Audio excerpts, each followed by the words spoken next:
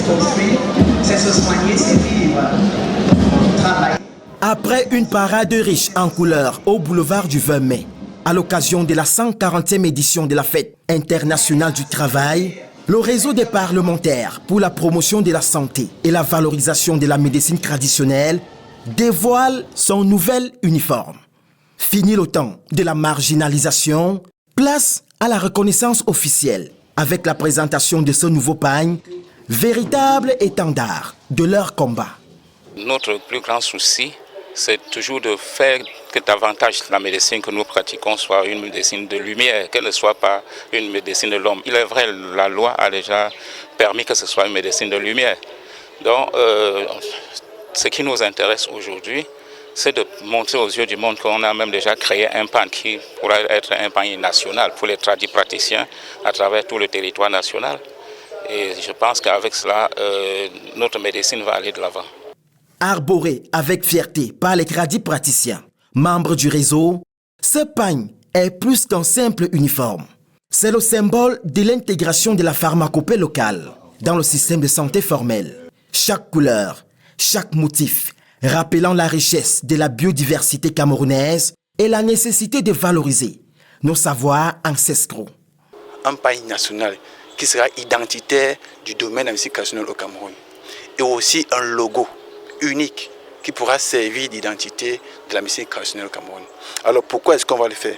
On va le dire parce que la médecine traditionnelle couvre 80% de la santé au Cameroun. Donc vraiment, avoir un pagne ou alors un logo traditionnel, ce n'est pas une affaire de jeu.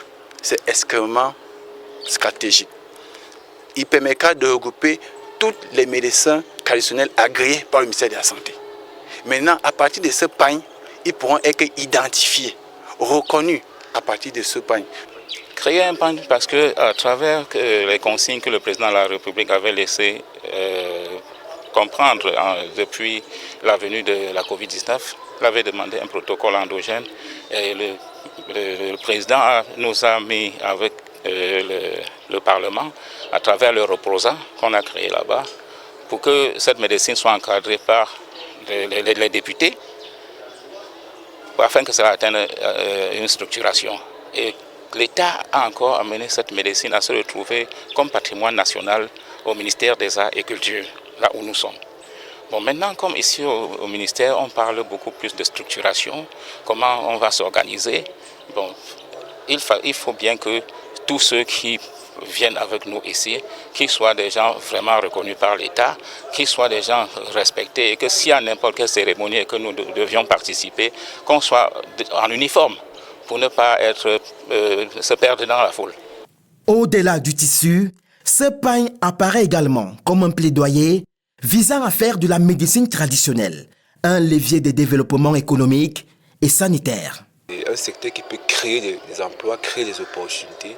Il faut donc que maintenant le gouvernement puisse mettre en place des politiques pour soutenir de manière forte ce domaine. Parce que l'industrie locale est une niche d'opportunités, parce qu'il y a des médicaments immenses qu'on peut produire à partir de nos ressources forestières qui sont parfois négligées au profit de l'industrie étrangère. Avec ce pagne, la pharmacopée locale sera mieux valorisée pour mieux soigner ses patients.